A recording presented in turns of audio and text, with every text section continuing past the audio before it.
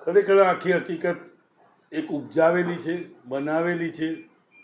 મને આવીને પોલીસ લઈ ગઈ, મારી પર જે વિડીયો બનાવવામાં આવ્યો.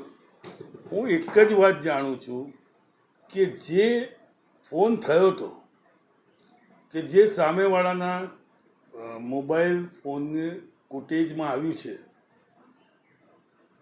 એ ફક્ત અને ફક્ત મેં આઈબી વાળાને ફોન કર્યો છે પૂછવા માટે કે તમારે શું જરૂરિયાત છે. અને તેની અંદર જે મારા પદ અધિકારી છે કેશવ ચૌહાણ, એ બી કોન્ફરન્સ કોલમાં હાજર હતા.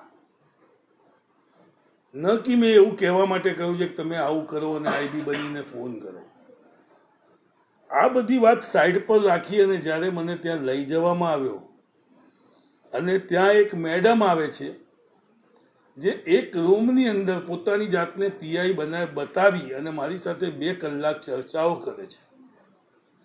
એ ચર્ચાની અંદર ફક્ત અને ફક્ત પાર્ટીના જૂના સંગઠન અને નવા સંગઠનની વાત પૂછવામાં આવે છે. તો શું મને ત્યાં એટલા માટે લઈ જવામાં આવ્યો હતો કે પાર્ટીનું સંગઠન કેવું છે, જૂનું શું હતું ને નવું શું હતું? આજે એવું પૂછવામાં આવે છે બેન દ્વારા કે તમારું ગુજરાતનું ફંડ ક્યાંથી આવે છે, તમારું વડોદરાનું ફંડ ક્યાંથી આવે છે.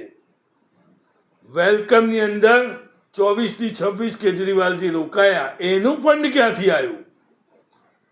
હું આજે હર્ષ સંઘવીને સીધો પૂછવા માંગુ છું કે શું તમે આ રાજનીતિ કરવા માટે લોકોને પકડવા, લોકોને ધમકાવા, લોકો પર ખોટા કેસ કરવા? આજે એ બેન કોણ હતા? એ પરમાર મેડમ જે બતાવવામાં આવ્યું, મને કોઈ એંગલથી એ પીઆઈ નહોતા લાગતા. મને પૂરેપૂરી ખબર છે, હું પાકું જાણું છું કે મને ત્યાં આ બધું મારું સંગઠન જાણવા માટે, એની પૂછપરછ કરવા માટે જ ઈન મીન તીન કરીને ત્યાં લઈ જવામાં આવ્યો હતો. મારું કોઈ કાવતરું નથી અને હું પાર્ટીનો હંમેશા વફાદાર છું અને વફાદાર રહીશ. જય હિન્દ, જય ગુજરાત. અશોકભાઈ, આણંદ એસપીઓ દાવો કરી રહ્યા છે કે જે વ્યક્તિ પકડાયો છે એમને તમે જ કીધું હતું કે તમે ફોન કરો એમને અને આ રીતથી જણાવો.